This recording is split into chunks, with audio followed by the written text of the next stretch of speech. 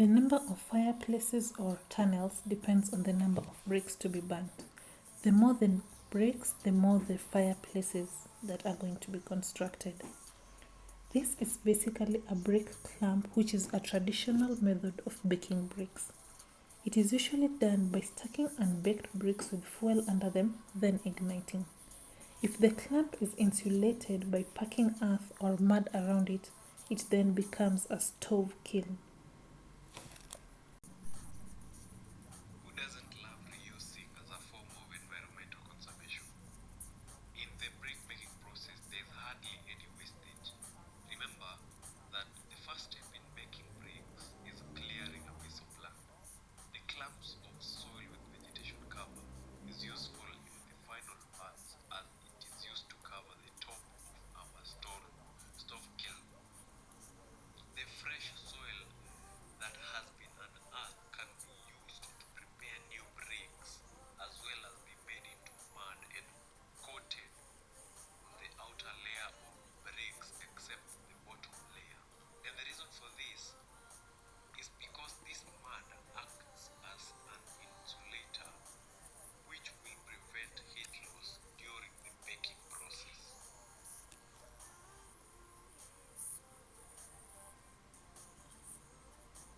Over 20,000 bricks are arranged and ready for eating. More human labor is needed for the mudding process. Some dig out the clumps of soil, others take it to the store, some throw it at the top, and others to carefully arrange them. Let's not also forget that use also need a group to dig up the soil, others to go for mixing, and others to coat the sides with mud. As easy as this looks, it is not a one-man's job, but a whole group of working in harmony. With the amount of mud that is present here, it is best advised not to wear a white or your favorite clothes because once done with mudding, they will have mud stains all over, and if you are afraid to get a little dirty, then this is definitely not something you will enjoy. Considering the amount of money that brick making gives us, I can say that you can overlook the mud that you're actually going to get. Bricks can either be burned in a kiln or in a clamp. The kilns are permanent structures while the clamp is a temporary structure that is made near either the construction site or near the place where the bricks are. There are three common types of kilns that are used, that is the electric, the gas, and the wooden kiln.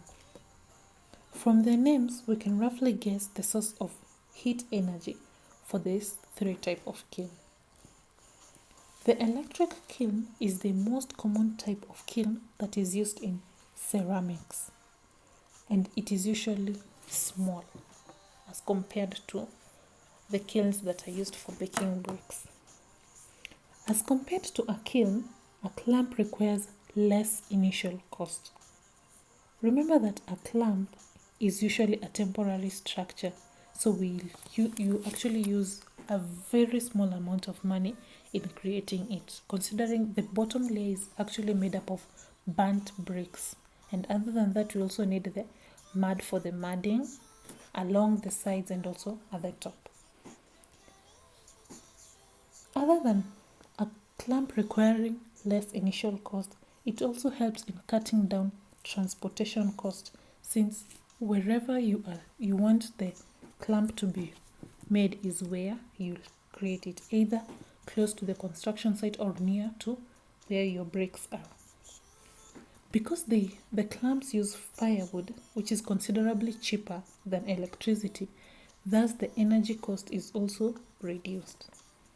However, there are a few disadvantages to be faced. The quality of the bricks is not uniform. That is, the bricks at the bottom are overburnt and hence cannot be used, and the outermost layer is considered waste because of the layer of mud, that is the mudding which has been done. The bricks may also fall when the fuel layer is burnt and they descend downwards. As you can look at the structure, you can see that there are spaces in between for the firewood. So once the firewood has already been burnt, there will be pressure from the topmost layer, meaning that the bottom layer, most of them will break down as these bricks fall down. When doing mudding, the bottom layer is left uncovered to allow free flow of oxygen to help in combustion. It is, however, completely covered with mud when enough fuel has been added to the clamp to provide better heat insulation. Bricks are burnt to remove water accumulated by crystallization and to achieve chemical reaction in the ingredients of clay. In a simpler language, it is to gain the strength, durability, density, and red color appearance. Burnt bricks provide heat insulation in houses as well as moisture absorption and fire insulation. As we near the end of the brickmaking process, comment on any question that you have concerning this and either of our previous videos, and we will try our best to answer them. Feel free to also suggest a topic that you want us to cover. Once the kiln is completely coated with mud, the tunnels are cleared of any dirt, any debris. Mud and even water is removed from them. A trench is normally dug around the kiln to prevent water from reaching the firewood in case it rains.